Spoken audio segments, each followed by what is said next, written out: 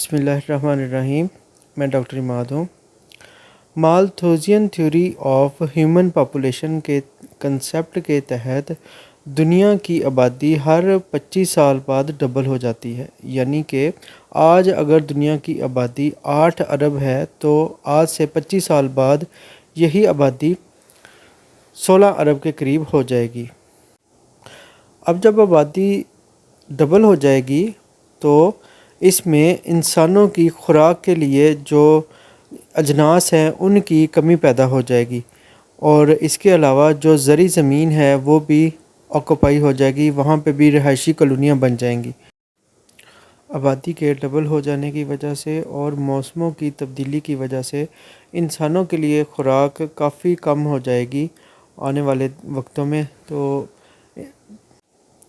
अगर हम इंसानों की खुराक जानवरों की खुराक के तौर पे इस्तेमाल करना शुरू कर देंगे तो उसका नुकसान ये होगा कि इंसानों के लिए कमी हो जाएगी। अब करना हमें ये है कि हमें जो अल्टरनेट ज़राए हैं खुराक के, वो हमने उनके ऊपर काम करना है। तो ऐसा नहीं है कि हम गंदम और मकई ये हम जानवरों की खुराक के लिए इस्तेमाल करना शुरू कर दें। तो इसकी सिलसिले में ये आज की मेरी वीडियो है। मैं आज आपको बताऊंगा कि आपने कौन सी चीज़ें इस्तेमाल कर सकते हैं, और इसमें बताऊंगा कि कौन सी चीज़ जो है वो टॉनिक के तौर पे इस्तेमाल कर सकते हैं, और वो भी फ्री। इसमें कोई किसी किस्म का पैसा जो है वो आपका नहीं लगेगा। ये देखें, आप सामने देख रहे हैं, ये है कच्ची खजूर, यानी जिसे हम आम ज़ुबान में डोके कहते हैं। तो ये कच्ची खजूर और जो नीचे डोके पड़े हुए हैं इंसानी खुराक के लिए कारआमद नहीं है। तो आप कर और ये लेकिन ये बेहतरीन टॉनिक है जानवरों के लिए। जानवर कौन से? गाय, भैंस, भेड़, बकरी। तो आप इनको कैसे इस्तेमाल कर सकते हैं कि इनको आप धो लें और धोने के बाद सुखा लें। ये आपको मिलेंगे अगस्त के महीने में। जुलाई में ये जो है फसल आना शुरू हो जाती है और अगस्त में ये तकरीबन पक के तैयार हो जाती है। तो आप इनको धो लें। धोने के बाद आप इनको खुश्क करके अपने कम से कम भेड़ बकरियों को तो आप डाल सकते हैं। तो अब मैं इसकी ग़िज़ाइयत के बारे में आपको बता। इन डोकों के अंदर ना सिर्फ प्रोटीन होती है बल्कि कार्बोहाइड्रेट होता है, और इसके अलावा इसमें विटामिन ई रिच होता है। तो ये एक टॉनिक से कम नहीं है, और ये आपको मिल भी बिल्कुल फ्री जाएंगे। तो मैं अल्टरनेट रिसोर्सेज की बात कर रहा था, तो ये आप अपने जानवरों को इस तरह का टॉनिक जो है वो इस्तेमाल करवा सकते हैं। तो जो एक बकरी की अगर हम बात करते हैं तो एक नॉर्मल बकरी को तकरीबन 14 से 16% प्रोटीन की ज़रूरत होती है, और अगर आप ये डोके गुठली समेत अपनी भेड़ बकरी को इस्तेमाल करवाएंगे तो इससे बकरी ना सिर्फ दूध की पैदावार बढ़ाएगी, बल्कि अगर आप बकरे को डाल रहे हैं तो वो ब्रीड भी अच्छा करेगा और उसका जो वज़न है वो भी बढ़ जाएगा। तो इन डोकों को, ये जो सामने आप देख रहे हैं, गुठली समेत आप अपने जानवरों को इस्तेमाल करवा सकते हैं।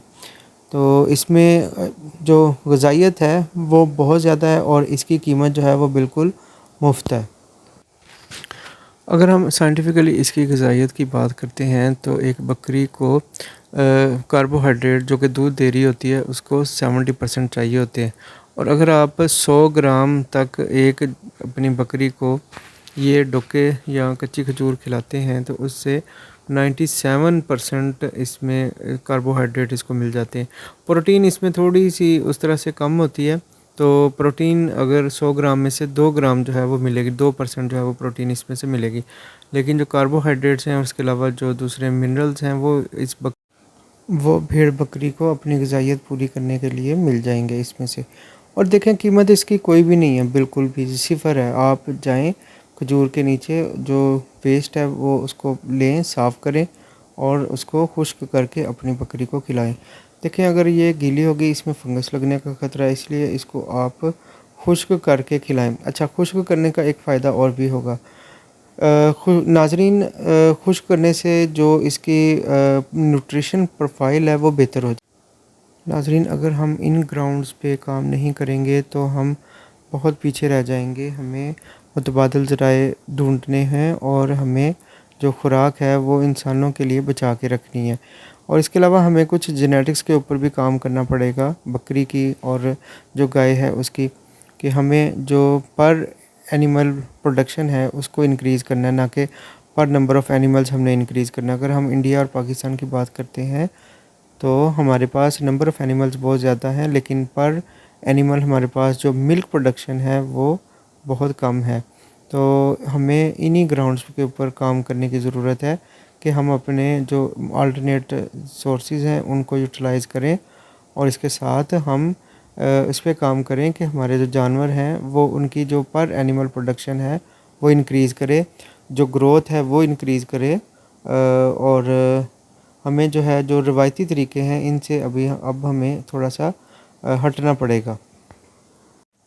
تو گائز یہ تھی آج کی میری ویڈیو. ہمیں آلٹرنیٹ جو سورسز ہیں ان کے اوپر ہمیں کام کرنا ہے. تو آپ کو آج کی ویڈیو کیسی لگی یہ کمنٹ سیکشن میں ضرور بتائیے، اور اگر آپ کو یہ ویڈیو اچھی لگی ہے تو آپ اپنے جو دوست ہیں ان کے ساتھ شیئر کریے.